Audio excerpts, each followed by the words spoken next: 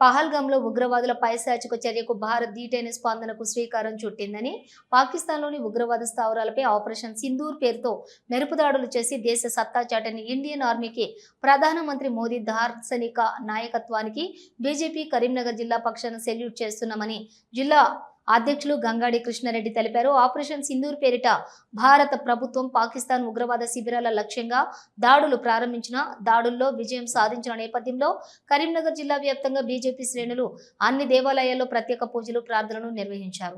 BJP జిల్లా అధ్యక్షులు గంగాడి కృష్ణారెడ్డి ఇల్లందుకుంట శ్రీ సీతారామచంద్ర స్వామి దేవాలయంలో ప్రత్యేక పూజలు చేపట్టారు.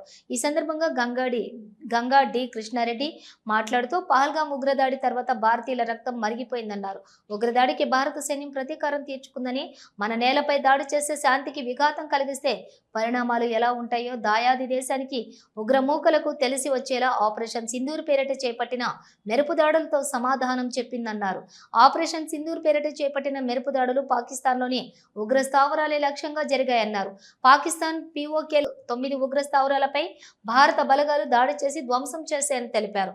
ప్రధానంగా జైషే మొహమ్మద్, లష్కరే తోయిబా, హిజ్బుల్ ఉగ్రమూకల పీచమని చేయాలా ఆయా సంస్థల హెడ్ క్వార్టర్స్ పై భారత సైన్యం విరుచుకుపడి మెరుపు దాడులు చేసిందని తెలిపారు.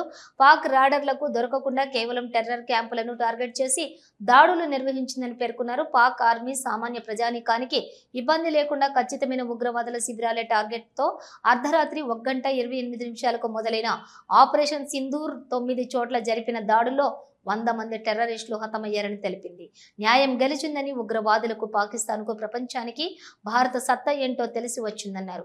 ఆపరేషన్ సింధూర్కు దేశవ్యాప్తంగా అభినందనలు వెల్లువెత్తుతున్నాయని, సోషల్ మీడియా వేదికగా మేరా భారత్ మహాన్, జై హింద్ అని మద్దతు తెలియజేస్తున్నారని ఆయన ఈ సందర్భంగా చెప్పారు. ఈ కార్యక్రమంలో ఇల్లంతకుంట మండలం అధ్యక్షులు బైరెడ్డి రమణారెడ్డి, జమ్మికుంట పట్టణ అధ్యక్షులు కులకాని రాజు, మాజీ సర్పంచ్ సురేందర్ రెడ్డి, ఆకుల రాజేందర్, సంపత్రావు, రాంబాబు, షఫీ, దేవేందర్, అలాగే విజయ, సమ్మయ్య, దుర్గయ్య, సాయిరెడ్డి, చుక్కలరెడ్డి, గోపాల్, సతీష్ తదితరులు పాల్గొన్నారు.